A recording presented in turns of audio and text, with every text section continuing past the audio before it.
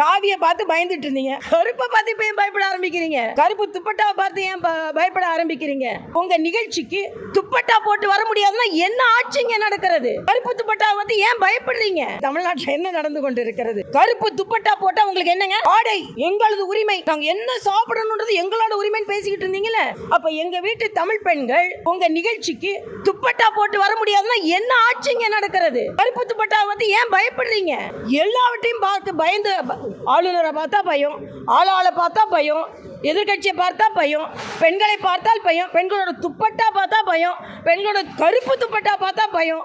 என்னங்க இது? தமிழ்நாட்டில் என்ன நடந்து கொண்டு இருக்கிறது? காவியை பார்த்து பயந்துட்டு இருந்தீங்க, ஓகே, அது எங்களோட நிறம்னு நாங்கள் வந்து அனுமதிச்சோம். ஏன்னா காவியை பார்த்தாலே உங்களுக்கு பயம். ஆனால் கருப்பை பார்த்து இப்போ ஏன் பயப்பட ஆரம்பிக்கிறீங்க? கருப்பு துப்பட்டாவை பார்த்து ஏன் பயப்பட ஆரம்பிக்கிறீங்க? ஹிஜாப் போட்டதுக்கு அது போட்டுட்டு தான் வரலாம், அது உங்க உரிமைன்னு நீங்க சொன்னீங்கல்ல, நாங்களும் அதில் தலையிடல. ஆனால் எனக்கு துப்பட்டா போடுவதற்கு தமிழகத்தில் உரிமை இருக்கிறதா இல்லையா?